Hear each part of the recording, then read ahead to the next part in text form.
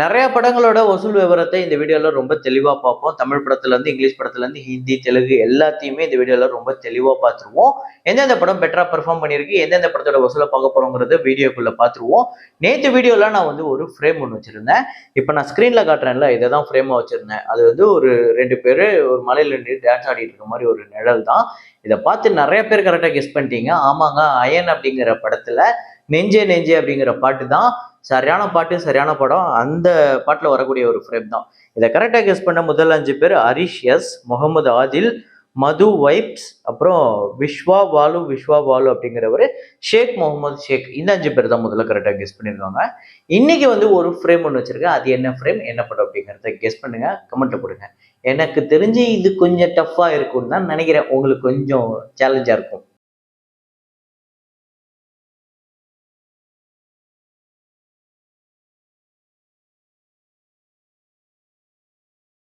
Week டேஸ்ல கூட F1 திரைப்படமும் ஜுராசிக் வேர்ல்ட் ரீபர்த்தும் சூப்பர் கலெக்ஷன் எடுத்துட்டு இருக்கு. F1 நேத்து 12வது நாள் இந்தியால 3,10,00,000.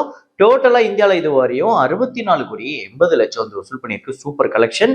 ஸோ வேர்ல்டு வைடு இந்த படம் இதுவரையும் 301.2 மில்லியன் US டாலர்ஸ், 2,580 கோடி கிட்ட வருது இந்த படத்தோட total world wide collection. So budget 200 million US dollars. Jurassic world Rebirth இந்த படத்தோட டே 5 இந்தியாவில் வந்து 5,35,00,000 நேற்று சூப்பர் கலெக்ஷன். டோட்டலா 56,80,00,000 இந்தியாலையும். உலகம் முழுக்க இந்த படம் 334 மில்லியன் US டாலர்ஸ், 2,860 கோடி கிட்ட வருது.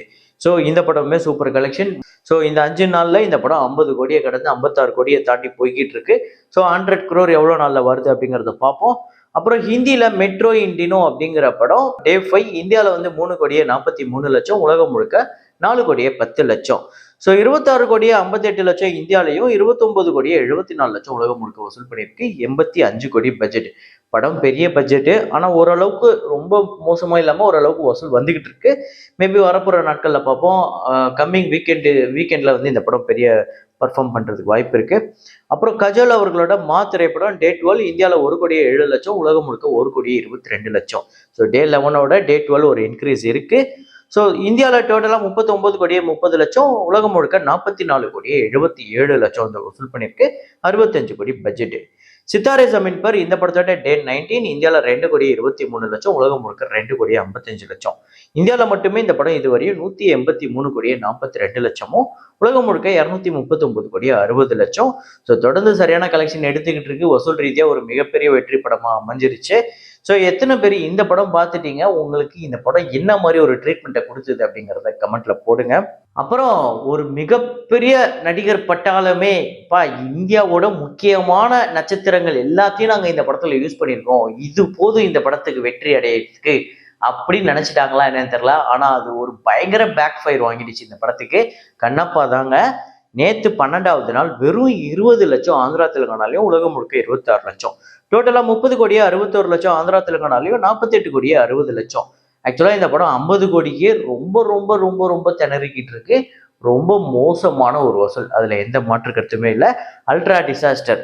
இப்ப மறுபடியும் இன்னொரு தெலுங்கு படமும் அல்ட்ரா டிசாஸ்டர் தான். தம்முடு டே 5 ஆந்திரா தெலுங்கானால 64 லட்சம், உலகம் முழுக்க 76 லட்சம். 6 கோடியே 54 லட்சம் ஆந்திரா தெலுங்கானாலையும், 8 கோடியே 76 லட்சம் உலகம் முழுக்க வசூல் பண்ணியிருக்கு. இதுவுமே ஒரு டிசாஸ்டர் கலெக்ஷன் அப்படின்னு தான் சொல்ல முடியும். அப்புறம் டிஎன்ஏ ஒரு ரொம்ப கம்மியான ஷோஸ் இருக்கு. அதுல ஒரு 4 லட்சம் தமிழ்நாட்டிலங்கிறது ஓகே. ஸோ தமிழ்நாட்டில் 19வது நாள் 4 லட்சம், உலகம் முழுக்க 5 லட்சம். டோட்டலா இந்த படம் 8 கோடி 7 லட்சம் வந்து வசூல் பண்ணியிருக்குங்க. உலகம் முழுக்க 6 கோடி பட்ஜெட். ஆல்ரெடி நம்ம நேற்றே பார்த்தோம். வசூல் ரீதியாக இது ஒரு வெற்றி படமா அமைஞ்சிருக்கு. குபேரா இந்த படத்தோட டே 19 ஆந்திரா தெலுங்கானால 25 லட்சம், உலகம் முழுக்க 30 லட்சம். டோட்டலா 69 கோடியே 15 லட்சம் ஆந்திரா தெலுங்கானாலையும், உலகம் முழுக்க 136 கோடியே 25 லட்சம், 130 கோடி பட்ஜெட். அப்புறம் மார்கன் நேத்து 12வது நாளுமே ஓரளவுக்கு நல்ல கலெக்ஷன் எடுத்திருக்கு. தமிழ்நாட்டில் 18 லட்சம், உலகம் முழுக்க 30 லட்சம். ஸோ இதுல வந்து தமிழ்நாட்டில் 18 லட்சங்கிறது ஆந்திரா தெலுங்கானால கிட்டத்தட்ட ஒரு 8 லட்சம் கிட்ட கலெக்ட் பண்ணியிருக்கு. இது இல்லாம ரெஸ்ட் ஆஃப் இந்தியா, ஓவர்சீஸ் எல்லாம் சேர்த்து ஒரு 4 லட்சம். டோட்டலா இந்த படம் 7 கோடியே 52 லட்சம் தமிழ்நாட்டிலையும், 11 கோடியே 79 லட்சம் உலகம் முழுக்க வசூல் பண்ணியிருக்கு. 12 கோடி இந்த படத்தோட பட்ஜெட். ஸோ டோட்டலா தமிழ்நாட்டில் இந்த படம் 7 கோடியே 52 லட்சமும், உலகம் முழுக்க 11 கோடியே 79 லட்சம் வந்து வசூல் பண்ணியிருக்கு. 12 கோடி இந்த படத்தோட பட்ஜெட். நேத்து இந்த படத்தோட வசூலை சொல்லி, அதாவது ஷேர் டீடைல் சொல்லும் போது இந்த படம் எவ்வளவு ரெக்கவர் ஆயிருக்கு அப்படின்னு சொல்லும் போது ஒரு 2-3 பேர் என்கிட்ட சொல்லியிருந்தாங்க, ப்ரோ படத்தோட பட்ஜெட் 12 கோடி, படத்தோட வசூல் ஒரு 11 கோடி கிட்ட சொல்றீங்க, அப்புறம் எப்படி இது 118% ரெக்கவர் ஆச்சு அப்படின்னு சொல்லுவீங்க? இப்போ 13 கோடி வசூல்னா நீங்க சொல்லலாம் அப்படிங்கும் போது, இது பட்ஜெட்ல இருந்து கலெக்ஷனை வச்சு நம்ம அந்த ரெக்கவரி பர்சன்டேஜ் எடுக்கிறது கிடையாது. அது வந்து தியேட்ரிக்கல் வேல்யூ, தியேட்ரிக்கல் ரைட்ஸுக்கும் ஷேருக்கும் உள்ள இருக்கக்கூடிய அந்த வேல்யூவை தான் நம்ம அதில் போடுறோம். ஸோ அதுதான் ரெக்கவரி பர்சன்டேஜாக நம்ம போடுறோம். இது பட்ஜெட்டுக்கு டோட்டல் கலெக்ஷனுக்கு நிறைய பேர் நினச்சிக்கிட்டு இருக்கீங்க, அது கிடையாது. இப்போ உதாரணத்துக்கு ஒரு படத்தோட பட்ஜெட் 50 கோடி, அந்த படத்தோட தியேட்ரிக்கல் ரைட்ஸ் வெறும் 40 கோடிக்கு தான் போயிருக்கு அப்படின்னா, அந்த படத்தோட கலெக்ஷன் வந்து ஒரு 40 கோடி வந்திருக்குன்னா அந்த படம் 100% ரெக்கவரி அப்படிங்கிறது. 50 கோடி வசூல் பண்ணாதான் அந்த படம் 100% ரெக்கவரி கிடையாது. ஏன்னா நம்ம தியேட்ரிக்கலோட ரெவென்யூ மட்டும் தான் பேசிக்கிட்டு இருக்கோம். ஓவராலா படத்தோட ரெவென்யூ வச்சா நம்ம theatrical rights, digital rights, dubbing எல்லாத்தையும் பேசணும். ஸோ அது நம்ம பேசல. வெறும் theatrical business, theatrical collection, theatrical hit, theatrical flop அதை மட்டும் தான் பேசுறோம். அப்புறம் ஃபீனிக்ஸ் இந்த படத்தோட டே 5 கலெக்ஷன் தமிழ்நாட்டில் 9 லட்சம், உலகம் முழுக்க 10 லட்சம், 82 லட்சம் தமிழ்நாட்டிலையும், உலகம் முழுக்க 90 லட்சம், 6 கோடி பட்ஜெட். ரொம்ப சுமாரான ஒரு கலெக்ஷன் அப்படின்னு தான் சொல்ல முடியும். அப்புறம் பறந்து போ நல்ல கலெக்ஷன் எடுத்துக்கிட்டு இருக்குங்க ஒவ்வொரு நாளுமே.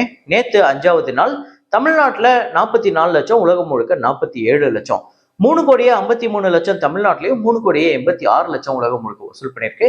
ஸோ பறந்து போ படத்தை பொறுத்தவரையும் நல்லாவே கலெக்ஷன் வந்துகிட்டு இருக்கு. இருந்தாலும் இப்ப 10ஆம் தேதி 11ஆம் தேதி நிறைய படங்கள் வருது. சசிகுமார் அவர்களோட ஃப்ரீடம் படம் வருது. அந்த படங்கள்லாம் எந்த அளவுக்கு ஸ்கிரீன்ஸை கிராப் பண்ணுது, இந்த படங்களுக்கு எந்த அளவுக்கு இந்த படங்கள்லாம் வச்சிருக்க போகுது அப்படிங்கிறதெல்லாம், அந்த படங்கள் எப்படி பெர்ஃபார்ம் பண்ணுது, அந்த படத்துக்கு எந்த அளவுக்கு டே 1 கலெக்ஷன் வரப்போகுது அப்படிங்கிறதெல்லாம் வச்சு தான் முடிவு பண்ண முடியும்.